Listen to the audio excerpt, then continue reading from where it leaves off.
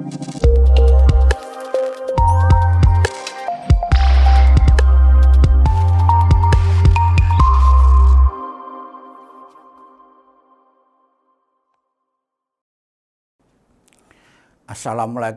warahmatullahi wabarakatuh.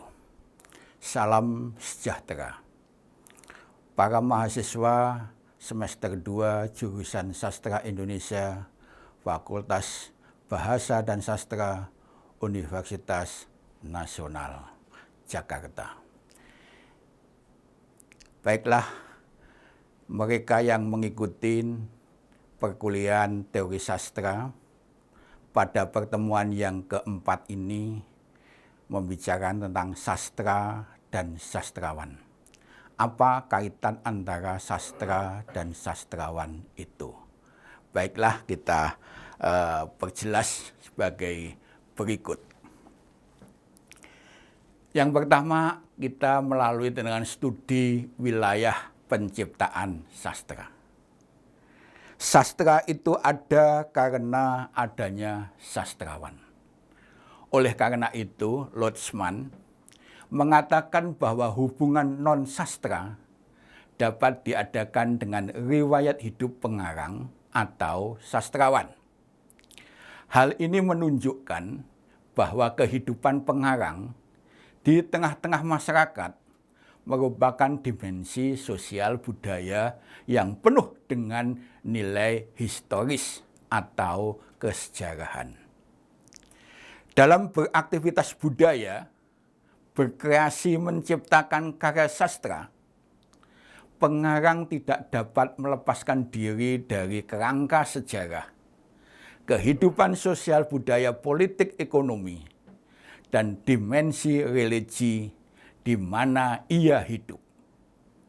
Di tengah-tengah kehidupan manusia, di mana pengarang bertempat tinggal sebagai individu merupakan bagian dari kehidupan sosial. Ia mengalami beberapa tantangan, baik dari dirinya sendiri maupun dari lingkungannya.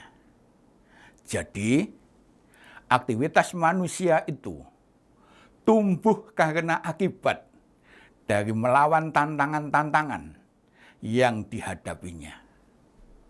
Setiap ada stimulus atau rangsangan, manusia berkreativitas dan beraktivitas berusaha untuk merespon atau menanggapinya. Dengan catatan, sejauh apa yang ada pada daya kemampuan yang dimilikinya. Hasil dari respon terhadap tantangan itu dapat berupa kesenian, ilmu pengetahuan, teknologi, interaksi sosial, dan segala kemampuan manusia untuk menghasilkan kebudayaan. Studi penciptaan ini karena asalnya dari yang menciptakan karya itu, adalah studi tentang dunia seniman, dunia sastrawan, dunia penyair atau dunia pengarang. Yaitu studi tentang dunia pengucapan sastrawan dalam menciptakan karya sastra. Sebuah karya sastra ada apabila diciptakan oleh seorang sastrawan atau pengarang, seperti seorang penyair, dramawan, cerpenis, dan novelis. Mereka berperan sebagai komponen penyampai dalam bagan komunikasi sastra yang sudah kita pelajari minggu yang lalu, yakni komunikasi antara pembaca, penulis, dan masyarakat.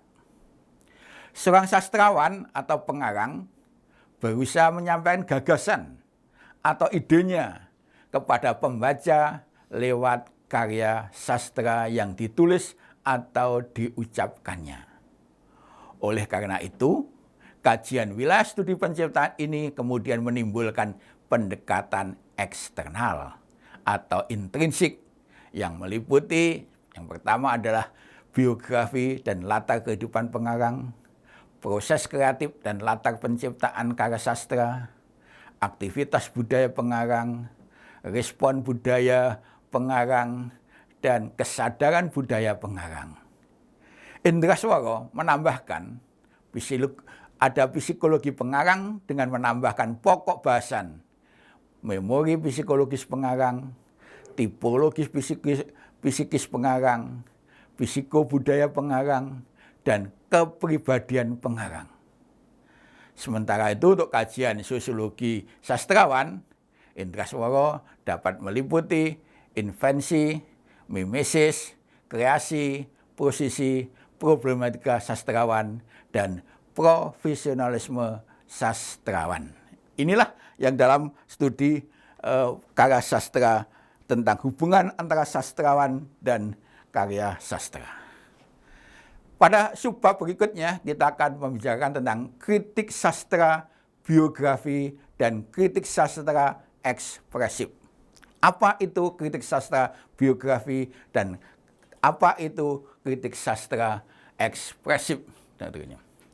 Kritik sastra tradisional pada umumnya mengarah pada pengarangnya, bukan pada teks karya sastranya, seperti yang dilakukan oleh Xenophanes dan Heraklitus terhadap Homerus dan Hesiodes di Yunani kurang lebih 500 sebelum Masehi. Kritik sastra biografi adalah praktek menganalisis karya sastra melalui lensa pengalaman penulis. Kritik ini mempertimbangkan cara, usia, ras, jenis kelamin, keluarga, pendidikan, dan status ekonomi. Dalam kritik sastra biografi, seorang kritikus mungkin juga menganalisis bagaimana sebuah karya sastra mencerminkan karakteristik, kepribadian, pengalaman hidup, dan dinamika psikologis penulis.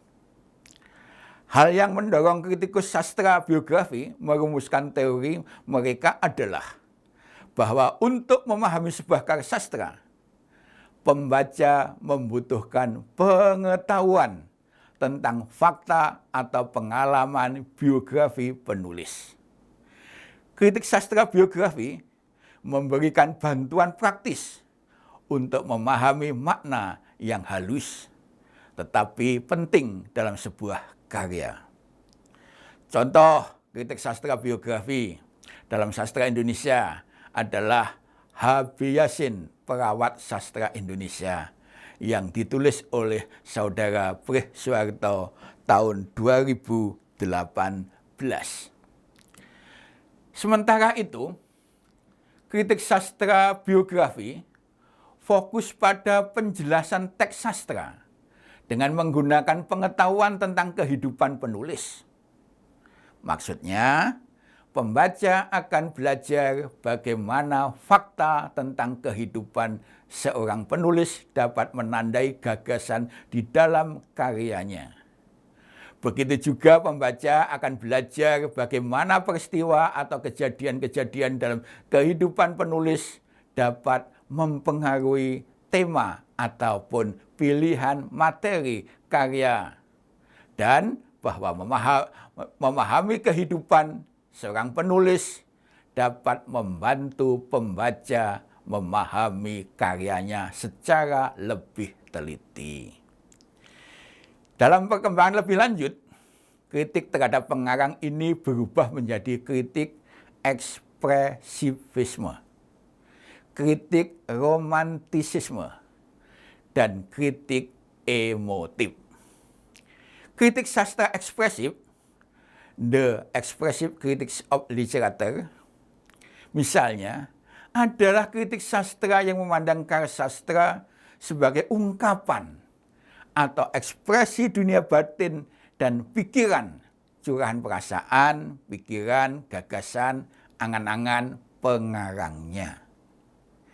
Kiblat pada diri pencipta karya sastra membuahkan studi sastra yang seolah-olah mengkultuskan sastrawan, atau bahkan sebaliknya, mencaci maki pengarangnya, diburu-buru untuk dibunuhnya, seperti pada diri Salman Rushdie, pengarang novel Ayat-Ayat Setan. Nah, sementara itu pula kritik sastra ekspresif berorientasi menghubungkan karya sastra dengan sastrawan atau pengarangnya. Dalam kritik sastra ini tolak ukurnya keberhasilan karya sastra dianggap sebagai sarana curahan, luapan emosi, ucapan, proyeksi atau ekspresi pikiran dan perasaan pengarang. Pengarang sendiri menjadi pokok yang melahirkan atau memproduksi persepsi-persepsi, pikiran-pikiran, dan perasaan-perasaan yang dikombinasikan dalam suatu bentuk karya sastra. Titik berat kritik ekspresif berpangkal pada latar belakang kehidupan pengarang, kesadaran budaya pengarang, wawasan budaya pengarang, proses kreatif pengarang, dan respon pengarang terhadap problem dasar kehidupan manusia. Dalam kehidupan sehari-hari di dunia ini, setidak-tidaknya ada 8 problem dasar kehidupan yang dihadapi manusia, yaitu 1. Maut, 2. Tragedi, 3. Cinta, 4. Harapan, 5. Pengabdian, 6. Kekuasaan, 7. Makna dan tujuan hidup, serta 8. Hal-hal yang transendental dalam kehidupan manusia. Dalam hubungannya dengan aspek historis atau kesejarahan, kritik ekspresif berusaha mencari asal-usul atau genetika teks karya sastra. Bagaimana karya sastra diciptakan, apa yang menjadi motif atau latar diciptakannya karya sastra, dan apa yang menjadi model transformasi dunia kepengarangan. Dalam sastra Indonesia misalnya, kritik sastra ekspresif terwujud dalam buku Chairil Anwar, Sebuah Pertemuan, yang ditulis oleh Arif Budiman, dan Chairil Anwar, Sebuah Biografi, yang ditulis oleh Hasan Ashbani. Berikutnya kita pada bagian yang 3 ini kita akan bicarakan tentang sastra itu sebagai ciptaan dan ekspresi sastrawan. Mengapa ini perlu dihadirkan subbab 3 ini? Karena sastra itu diciptakan oleh pengarang dan merupakan bagaimana ekspresi dari pengarang atau sastrawan itu sendiri. Sebuah karya sastra di bawah judul Rakyat Ada Sumber Ilmu karya W.S. Rendra misalnya, ini adalah tesis S2 saya, merupakan hasil konsepsi kebudayaan seorang sastrawan. Ilham-ilham yang diperoleh seseorang berhasil dituangkan menjadi sebuah ciptaan yang berwujud karya sastra. Oleh karena itu, sebuah karya sastra merupakan hasil dari penangkapan ilham atau inspirasi tertentu, niscaya mendasarkan pada fakta mental atau dinamika struktural mental seorang manusia tentunya. Sebagai ciptaan, seorang seniman atau penyair sastra, termasuk puisi, prosa, dan drama, selain berguna untuk memahami pola-pola kehidupan, juga mengandung nilai-nilai keindahan. Susunan kata-kata yang puitis hanyalah sebagai wujud kelahiran gagasan atau konsepsi kebudayaan seorang penyair. Apabila ide-ide dari seorang manusia biasa yang telah berhasil menciptakan karya sastra adalah wujud daripada responsif situasional penyair. Motivasi seorang penyair yang tersirat dalam karyanya tersebut mampu membawa emosi pembaca ke arah perenungan dan kontemplasi. Disinilah kebebasan dan keagungan W.S. Rendra dalam ciptaannya Rakyat Adalah Sumber Ilmu. Pernyataan penulis ini diperkuat dengan pengakuan dari Gustav Flaubert dalam Habib Yasin bahwa pengarang dalam hal karangannya haruslah seperti Tuhan dalam ciptaannya. Di mana-mana ada, tetapi tidak kelihatan. Secara jelas dan konkret bahwa karya sastra yang bernama Puisi Rakyat Adalah Sumber Ilmu itu ada. Tetapi pengarangnya tidak tampak dalam karangannya. Pengakuan Gustav tersebut dipertegas oleh Theo dalam bukunya Sastra dan Ilmu Sastra, bahwa dunia dan alam semesta sebagai ciptaan Tuhan. Sebab Tuhanlah yang menjadi Maha Pencipta, yang sungguh-sungguh dan sejati. Kegiatan manusia lain adalah meneladan proses penciptaan oleh Tuhan. Penciptaan oleh manusia selalu bersifat ciptaan kembali. Jadi alam dan lingkungannya yang merupakan ladang situasional dan kondisional ini menjadi teladan atau model transformasi dunia kepengarangan Rendra yang baik. Ia memberikan evaluasi terhadap ciptaan Tuhan sehingga semakin baik dan harmonis. Seolah-olah Rendra dalam karyanya Rakyat Adalah Sumber Ilmu ini menyatakan, akulah dewa dalam hati nuraniku yang sedalam-dalamnya. Pernyataan ini bukan berarti penghinaan terhadap Tuhan. Sebab demikian, penyair dalam jiwanya selalu menerima kesan-kesan dari luar. Mengolah kesan menurut perasaan dan pikirannya. Juga kemauannya, asosiasinya, ingatannya yang kesemuanya sangat ditentukan oleh pembawaan diri, bakat, temperamen, pendidikan, pandangan hidup, dan suasana jiwanya.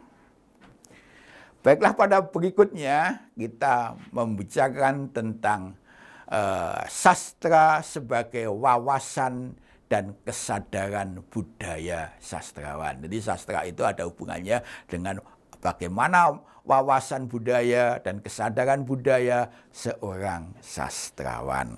Nah, sebagai seorang penyair, Rendra memiliki kedalaman dan keluasan wawasan tentunya. Seorang sastrawan dapat melihat gejala-gejala alamiah maupun kebudayaan, menjadikan ia semakin mendapatkan legitimasi dari eksistensi dalam berulah kreasi seni. Buku-bukunya yang telah diterjemahkan ke berbagai bahasa di dunia adalah bukti dari keberadaan W.S. Rendra dalam berulah kreasi seni tersebut. Wawasan Rendra yang telah diungkapkannya lewat tulisannya, orang Jawa itu anarkis, sebagai orang modern yang rasional perlu hukum, perlu peraturan, perlu kitab suci. Wawasan ini lebih terbuka lagi ketika ia mengungkapkan bahwa sebagai orang kejawen yang benar, ia cocok dengan kejawen. Baginya sewaktu ajar tidak dapat mengalahkan dasar. Meskipun Rendra telah masuk agama Islam dengan kerasionalan dan hukum-hukum Al-Quran, tetapi ia mengakui sebagai orang Jawa. Pandangan Rendra tidak ada pertentangan yang jelas antara Islam dan kejawen. Antara Islam dan kejawen hanya ada perbedaan, bukan pertentangan. Bedanya terletak pada kenyataan bahwa orang kejawen tidak punya kitab suci dan tidak punya nabi. Dan Tuhannya orang kejawen lupa, kita lupa tanda petik ya, menurunkan hukum. Dan lupa menurunkan kitab suci dan nabinya. Nah, sebagai seorang penyair dalam memberikan wawasan dunia ini, adalah mencari keseimbangan mental atau equilibrium. Di dalam menghadapi kenyataan hidup. Dalam puisinya itu tampaknya Rendra ingin menjembatani dua kultur yang berbeda, yaitu antara Islam dan kejawen. Dunia Islam yang penuh dengan kerasionalan, logis dan analitis, memilih hukum-hukum atau peraturan-peraturan yang mapan, baik dari Al-Quran maupun hadis Nabi. Sedangkan kejawen sebagai kebudayaan yang non-logis dan non-analitis, dan hanya sebagai kultur simbol. Jadi kejawen tidak mengenal adat istiadat sebagai landasan hukumnya yang kuat dan kokoh. Yang ada hanyalah etika atau unggah-ungguh atau subosito. Benang merah yang menghubungkan dua kultur yang berbeda jauh itu tentu bukan konfrontatif hasilnya, tetapi sintesis yang dapat ditemukannya. Mencari keseimbangan mental, mencari harmoni antara roh dan badan, agar terjadi ketenangan dan kedamaian, serta ketentraman dalam keteduhan hidup di dunia. Kesadaran adalah suatu kemampuan manusia yang menghubungkan dunia dalam pada seseorang dan dunia di luar dirinya. Dalam pandangan Rendra, seperti juga dalam pandangan banyak teoretisi kebudayaan yang lain, kesadaran itu terbelah dua. Ada kesadaran alam dan ada pula kesadaran kebudayaan.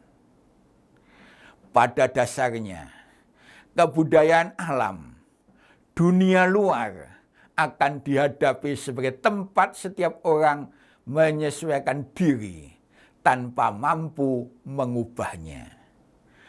Kesadaran alam berwujud fase kebudayaan mitis atau mitik, antara subjek dan objek melebur menjadi satu.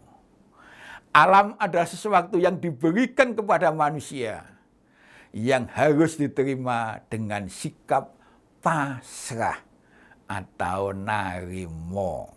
Nah, dalam kesadaran alam ini, segala sesuatunya, juga kebudayaan, konvensi, dan adat akan dipandang sebagai bagian dari alam. Tuntutan dari alam hanyalah setiap manusia harus mampu menyesuaikan diri, sehingga harmoni alam tidak terganggu. Sebaliknya, dalam kesadaran kebudayaan, alam semakin dipersempit. Ada susunan alam dan ada pula susunan kebudayaan. Alam tetap mantap berdiri di luar diri manusia. Tetapi kebudayaan adalah susunan aturan hidup bersama yang diciptakan oleh manusia melalui pikiran dan perbuatannya. Alam dan kebudayaan merupakan dua bentuk harmoni, tempat manusia merasa aman. Kalau siang dan malam tidak dapat diubah, sewaktu konvensi dapat berubah, harus berubah, karena kemajuan memerlukan perubahan. Hal semacam ini terwadahi pada perkembangan kebudayaan, fase ontologis dan fungsional. Baiklah, berikutnya pada bagian subakhir ini akan kita bicara tentang studi kasus sistem pengarang untuk majalah sastra Horizon. Ini yang saya teliti antara tahun 1966 sampai tahun 1970. Ini hanya suatu contoh studi kasus saja, nanti dapat dikembangkan pada proses sistem pengarang, pada penerbitan, pada penciptaan, pada komunitas yang lain.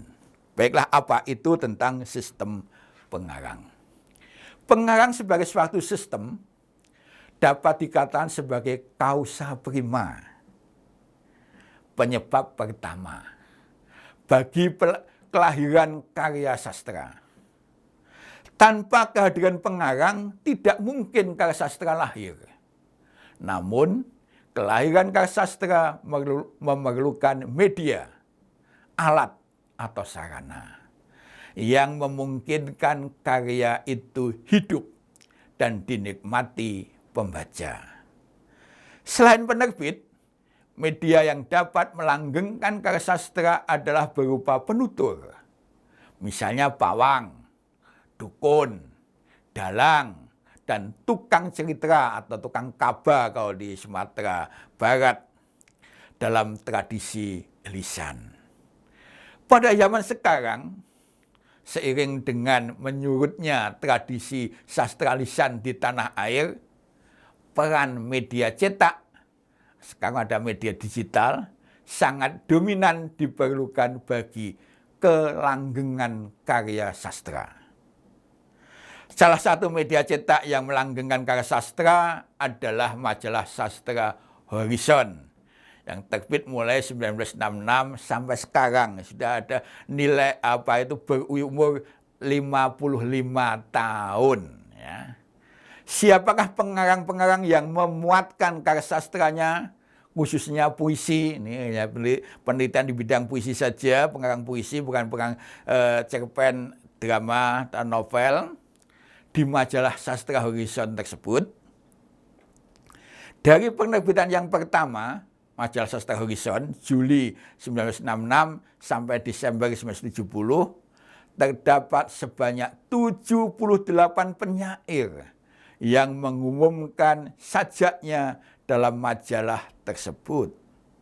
Mereka datang dari berbagai penjuru pelosok tanah air, terutama dari Jawa, Bali, Sumatera, dan Sulawesi. Pada umumnya, penyair yang mengumumkan karya sastranya di majalah Horizon hingga kini yang masih hidup, tetap masih aktif menulis sajak, meskipun sudah tidak menulis sajak di Horizon lagi. Namun ada juga pengarang yang hanya muncul sekali dalam 5 tahun tersebut, dan sesudah itu tidak ada beritanya lagi. Sementara itu, bagi sebagian besar penyair, menulis sajak di majalah sastra Horizon dapat dipakai sebagai ajang berlatih dan menekuni bakat serta kreativitas seninya di kemudian hari. Oleh karena itu, sistem pengarang dalam majalah Horizon dapat dikelompokkan menjadi 3 kelompok pengarang, yaitu 1. Pengarang yang baru mencoba-coba menulis sajak, sekali muncul dan setelah itu tidak ada beritanya lagi. Yang kedua, pengarang yang benar-benar memilih profesinya sebagai penyair, di samping profesi-profesi yang lain. Dan yang 3, pengarang yang memilih genre lain di kemudian hari. Suatu hal yang menarik dari para penulis sajak atau puisi dalam majalah sastra Horizon tahun 1966 sampai 1970 itu adalah datang dari para intelektual atau para cendekiawan yang datang dari perguruan tinggi. Mereka itu antara lain Budi Dharma, yang di kemudian hari sebagai seorang guru besar dari Universitas Negeri Surabaya dan meraih doktor dari Universitas Bloomington University of America. Pernah menjadi rektor perguruan tinggi tersebut. Sapardi Djoko Damono, juga sebagai guru besar dari Universitas Indonesia. Rahmat Djoko Pradopo dan Bakdi Sumanto sebagai guru besar sastra dari Universitas Gadjah Mada, Yogyakarta. Abdul Hadi WM, seorang doktor lulusan dari Universitas Science of Malaya, Kuala Lumpur, Malaysia, dan menjadi guru besar Universitas Paramadina, Jakarta. Dan Darmanto Yatman juga menjadi guru besar di Universitas Diponegoro, Semarang. Sebagai seorang intelektual atau cendekiawan, mereka menyumbangkan buah pemikirannya untuk perkembangan sastra Indonesia. Sudah sesuai dengan Tridharma Perguruan Tinggi. Kita selayaknya lah menghargai jasa baik mereka dengan menggali kandungan makna sajak atau puisi yang ditulisnya.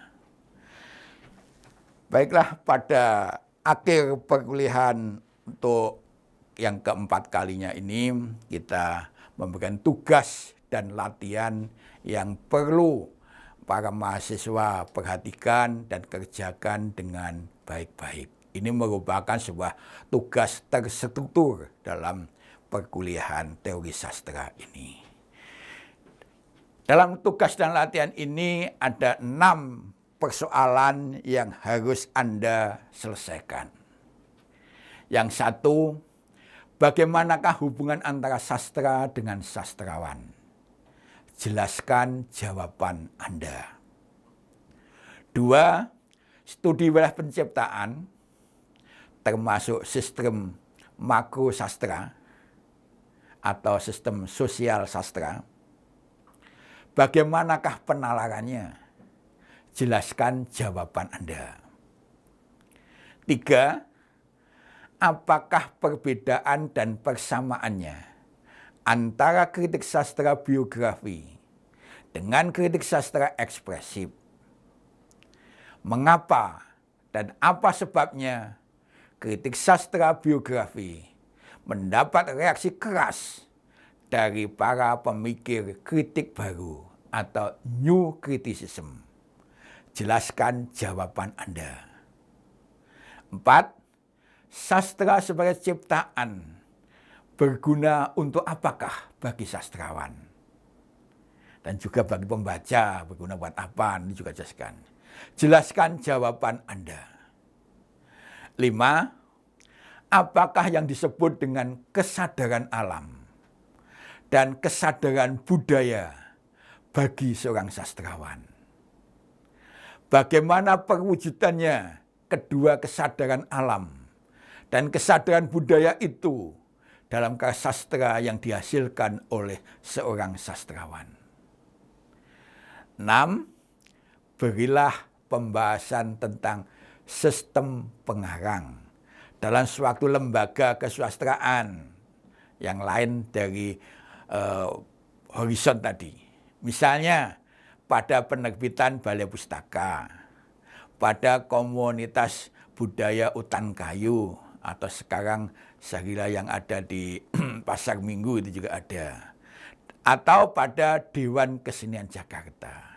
Mana yang Anda pilih, kerjakan dengan baik. Saya kira demikian, itulah perkuliahan kita yang keempat tentang teori sastra ini, tentang hubungan antara sastra dan sastrawan.